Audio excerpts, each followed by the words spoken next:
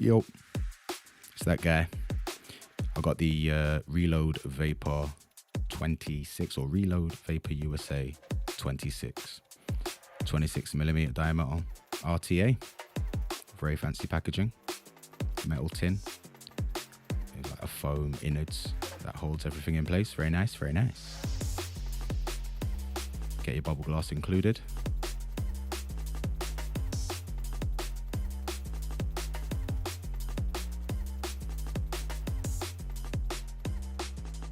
Get a bag of spares, O-rings. I think that's a gasket for the top. I don't even know what that sort of thicker black piece is, but bag of spares and a handy tool which you'll need to install your coils. Pretty sure other tools will do, but that one was made specifically for it, so I'll use that one. That's a quick overview of the contents of the package.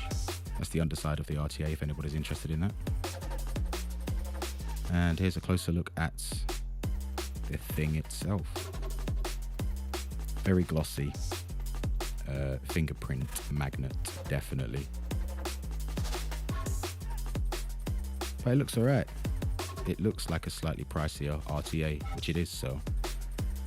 3 holes at the top to fill up your juice. Shouldn't have any problems filling up with any kind of bottle with those size holes. This is your airflow. So you twist the band at the top. There is absolutely no knurling or nothing to help you grip. Nothing to sort of signal that that is the airflow as well. I had to actually do a little bit of research to figure out how to get the airflow on that.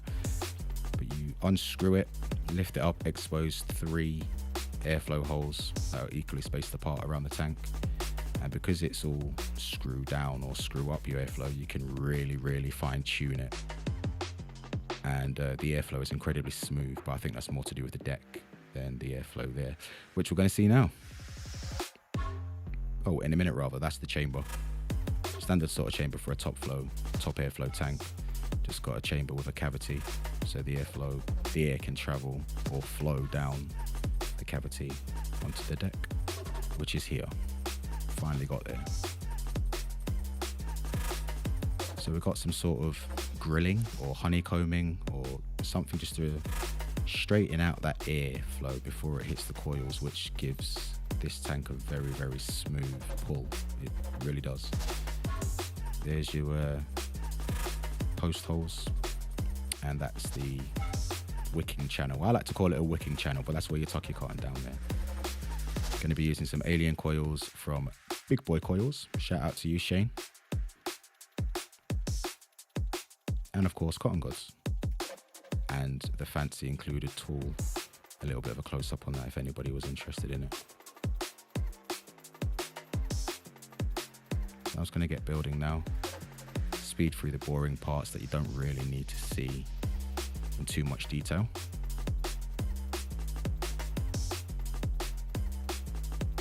Be sure to use the tool that comes with the tank if you do decide to get one, just to prevent the grub knots rounding off. And it's magnetic, which I discovered, and I only just remembered I discovered now watching it back now. But yeah, it's magnetic, so that's a bonus.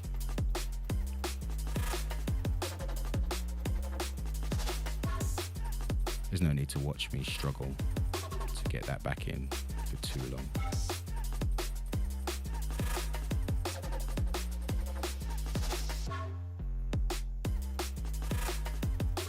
So once you've got your post holes open, cut your coils down to size and pop them in. 6.5 mils is the leg length I've gone for on these, and it works out pretty well, I can tell you now.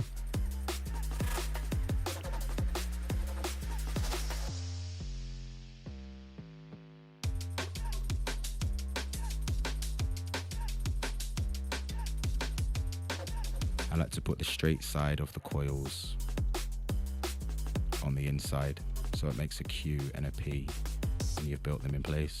I don't know if it's better the other way around. It's just the way I did it, and I'm extremely impressed with this, but we'll get on to how impressed I am with it in a moment.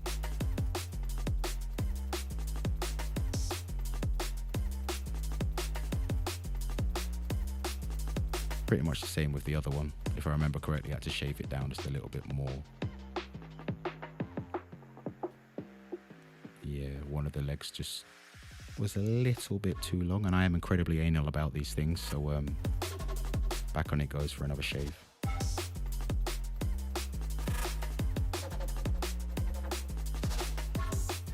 Drop him in place.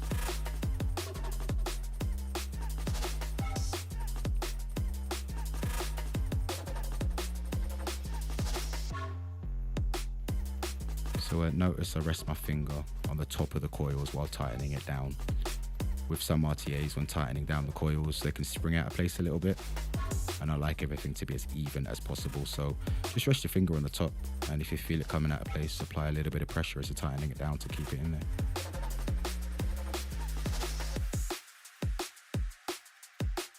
I've got a 3mm outer diameter rod there, which will use to straighten the coils up, as you can see. Again, trying to keep everything as symmetrical and even as possible.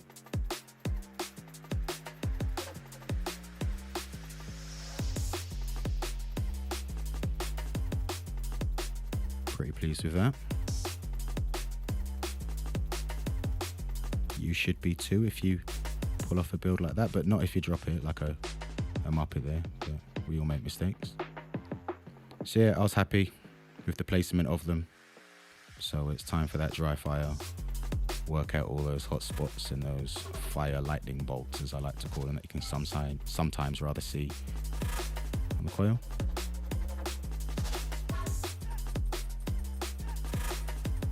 As I've said before, I'm a strummer.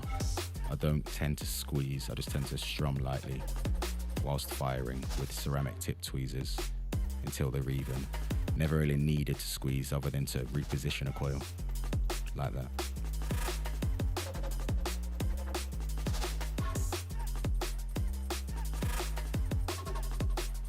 I did then realise that I hadn't actually fully tightened them down, so cranked them down, realigned them, and continued with the dry firing.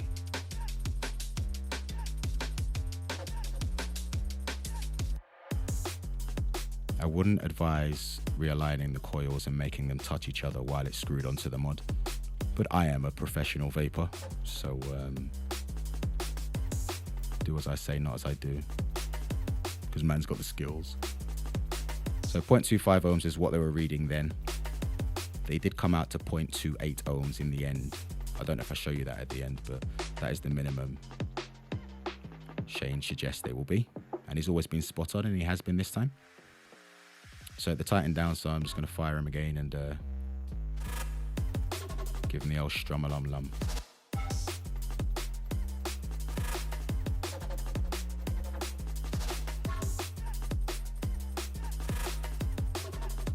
Nice and even, glowing from the inside out. Lovely. So one of the more difficult parts about any rebuildable atomizer is how much cotton to use, and until you've been rebuilding for a while, it's hard to know, and it's very hard to teach somebody. It's something you just have to feel. But I'm just going to show you exactly how much I've used and my wicking process now, in the hopes that it does help you guys, if that's what you're looking for by watching this video anyway.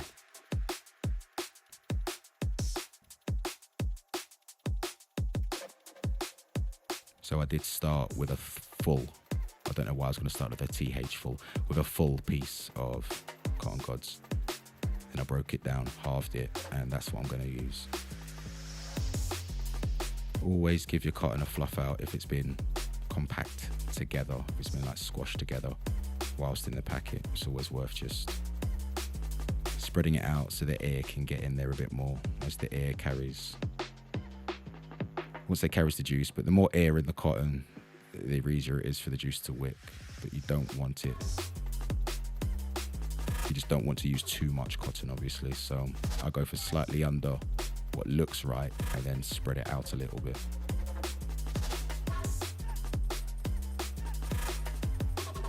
First time I've ever built one of these, so I'm not too sure about how much cotton you need on the tails and that to tuck in, but I did well first time.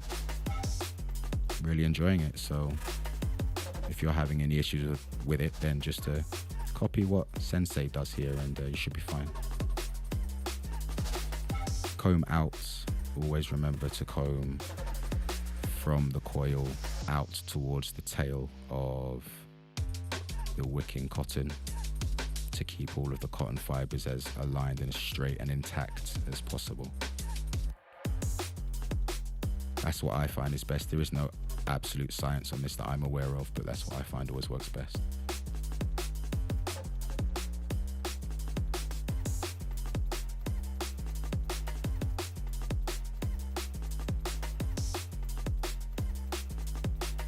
So I've combed them out. I'm just gonna cut it down now, and notice that I take a little bit more cotton from the underside of the wicking cotton than I do from the top. And that's obviously because the underside of the cotton has less distance to travel to get into that wicking channel that I'm going to tuck it into now.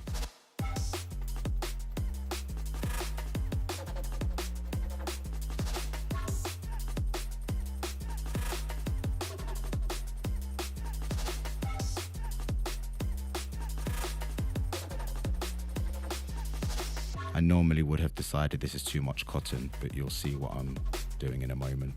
I find using a tool that's flat, like a flathead screwdriver, is easy to poke it in. But you shouldn't be struggling to poke it in there at all. That means you've got too much cotton. I use my elbow tweezers just to make sure the cotton on the underside is tucked in. And then from the other side of the build, I just pull the cotton gently, raising it up, because I don't want the cotton to actually be touching the deck. I want it to sit above the deck, but below the wicking channel, if that makes sense. You'll see what I mean in a minute. So yeah, too much cotton on this side, and as I can't pull it back through from the other side, as that side's already done, just got to take it out, straighten out the fibers of the cotton again, trim it down a little bit. Again, the underside of the cotton a little bit shorter, ever so slightly, than the top side.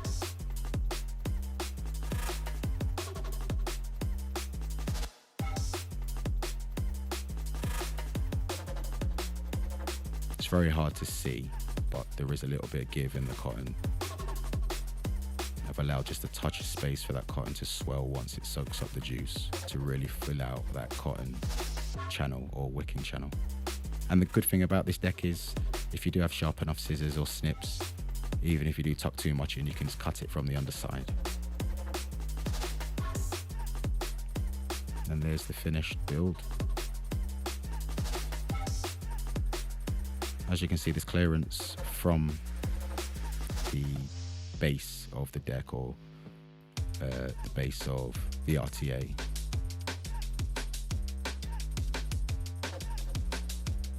And to make sure the cotton is going to soak up that juice well, and the juice is going to travel up the wicking well, I just put it at the bottom and just look to see if it gets soaked up.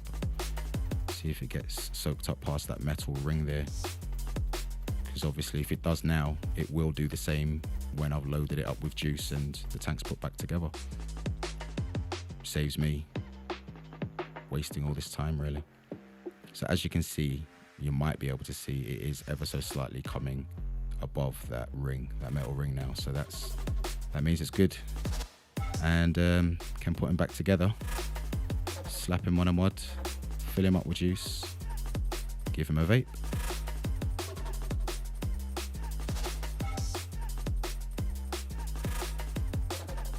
So 0.28 ohms, 50.7 watts. Absolutely delightful. Absolutely delightful, this tank. That's just me showing you the airflow. So that's it choked completely off. And then this is how many twists it is to get it completely off. Just to show you how much you can fine tune that air, because obviously every tiny little bit you twist it is adjusting the airflow. And I really did like that. But yeah, one of the best RTAs I have used in a very long time. The maximum airflow is ever so slightly restricted for a direct long. and I prefer that. I would heavily recommend anybody get one of these tanks. Really do. If you're into your rebuildables, definitely pick one up regardless of cost. Peace.